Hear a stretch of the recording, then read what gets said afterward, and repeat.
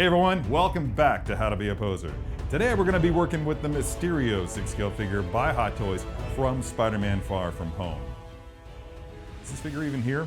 It's totally an illusion, isn't it? It's not even here. You guys are messing with me. Whatever. Let's get started.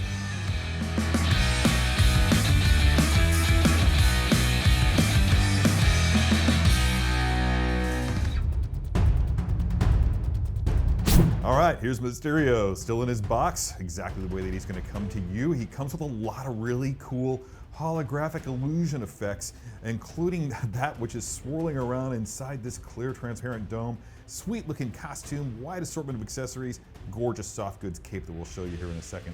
Can't wait to see what I can do with all this cool stuff, so let's get rolling. Okay, Mysterio stands revealed, ready to alter her reality, so to speak. The metallic finish on everything from the chest plate to the boots is just stunning, and this smoke effect going on in his head, I haven't even illuminated it yet. I've got the batteries in there, but I haven't illuminated it yet, so I don't know exactly what it's going to look like. When I activate it, I'm just going to be stunned as anybody else seeing it for the first time in this video. And I kind of want to go for something really melodramatic for this first pose. I don't want to try to mimic something straight out of the film, although I'll do that for another pose later, but I'm just going to get a look at this Jake Gyllenhaal portrait. And I don't know how it's looking in the light here, but from where I'm sitting, that's Jake. That's an astonishing portrait. Yeah, really lovely. Hope it stays upright. Don't fall, Jake. I'm gonna have him using these effects, which are just awesome. Look how they catch the light. Look at that.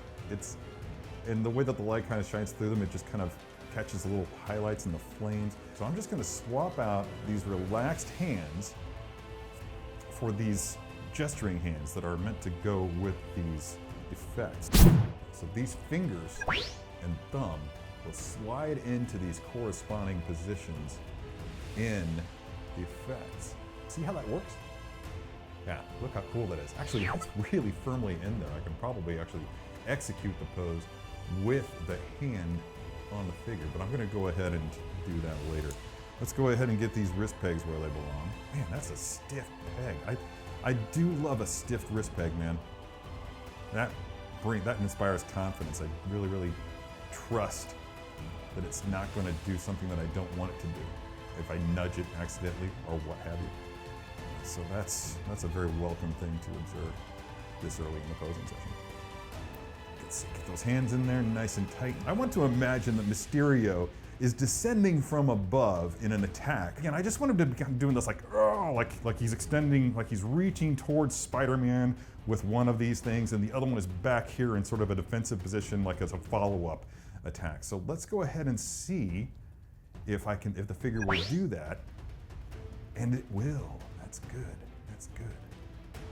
Just slightly more than 50 degrees is all that we're going to need for that. And for this one, I'm going to have it out to the front a little bit and get that hand up. No mid-torso twist, no upper torso twist, but you do get lower torso twist. So I'm just gonna do that. And can his hip turn? Yes, it can. Boom, look at that. That's what I want. I also kind of want to give him a bit of a lean into the attack. So let's raise this leg up this way, and then I'm going to use the stand to just compensate. And bring the legs up some more. And again, it's gonna be like he's moving in this direction. Let's take this open. Now when you're making the adjustments on the stand, if you want to twist it, always release the clamp first and then make your adjustment to keep the stand from rubbing up against the paint. It shouldn't be much of a problem because these things are padded, but better safe, as they say. Let's see, this will be for the left hand. And this does take a little bit of effort, especially if you're trying to keep your face off the camera, which is a concern that my producers have. There we go. Nice and tight in there. Good. Next one, spin it around. And I hope I'm getting a good angle on this little bug, because that's being able to see how this happens probably with your middle. Let's see. Oh, I've had a lot of coffee and it's showing, man. My hands want to shake. Oh, beautiful. Beautiful. Let me get a good look at that. That's cool, but it could be better. So I'm just gonna rotate this around and get that arm up like this. And there we go. It's almost like he's holding these effects as like a shield or aiming them actually. So you kind of want, with this being my line of sight, and I'm going to rotate around so that you can see it, I kind of want both of these artifacts to be aimed at the viewer. So let's go ahead and spin this and see if I can't get a little bit. There we go. When I started the pose, again, I mentioned that I kind of wanted to look like he was descending from above, but it also kind of has a look like he's in a strategic retreat, like he's just flown past his opponent and he's spun around, and as he's slowly withdrawing, then he kind of is bringing these things up in both defense and in preparation for attack. So we can, in order to accentuate that, we can bring him back a little bit more, get that leg up. And let's do a little bit of a bend. I don't want that leg completely straight. You know that I don't like straight lines. So let's rotate that boot around because the angle of that top of that boot wasn't working very much for me. Let's bring that up too. Yeah, let's kind of do that. There we go. A little bit up, it's a little up too much. And working that torso again. And compensate with the stand. And now, this is the fun part. We get to play with the cape. Yeah.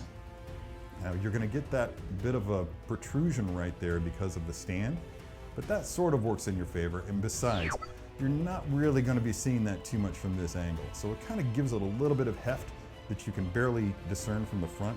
What you really want to focus on though is creating pleats down here at the bottom. So you can see that this kind of has a natural fold that comes down to here, and they press that, and you should retain that at least a little bit. I'm going to puff it out just a little here and then try to create a nice flowing line in the wire down here at the bottom. And this will take a little bit of time, but you really want to make sure that, first of all, that this doesn't really bunch up. You don't want to have any folds up unless they're intentional. So I'm going to flip that up just a little bit just to see what that looks like. See if I can make that shape work for me and work that a little bit as well. There we go. So I'm just going to kind of create a bit of a curve by bending the whole thing like that, and that keeps it sort of, yeah, that's desirable, that's attractive. All right, I like that effect, so I'm going to repeat it over here on the other side. The way that I compress that curve in the other one, I'm going to widen it over here, because there is no wire here. You're just working with the wire down there at the bottom, and I think that that's done something very nice there. You can see the line of the cape follows his arm at least as much as it's able on both sides, and then we get a nice gentle curve leading up to that little flip down there at the bottom. I also want to have him leaning into the action just a little bit. There we go. And then use the stand to lean him in and touch. And then get this arm up. Let's go ahead and pop this guy off. Ooh, it's looking cool already, everyone. Is it all the way in? Yeah, it is. And there it is. Okay, I just realized that I completely failed to introduce these really slick base elements that they included that kind of stand on their own and just provide a little bit more atmosphere to the figure once you get it all up in post. You can just kind of place them anywhere that you like on the base. They don't actually connect to it. You can even put them on the base if you prefer to do that, which is actually kind of cool.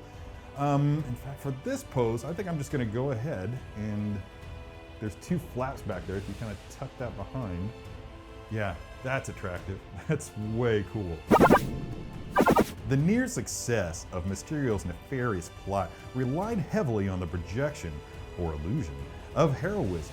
Not only did he have to convince Peter Parker that he was potentially the next Iron Man, he had to convince S.H.I.E.L.D. and the entire world the same thing. This figure works best, I think, when posed using a heroic approach. But you can always take the opposite tack and show a bit of the villain within. Did you enjoy that video? Be sure to subscribe by hitting the S icon on your screen and click the bell icon to be notified whenever a new video is posted. If you'd like more info on the items featured in this video, click the link provided under product info. Thanks for watching, and don't forget to let your geek side show.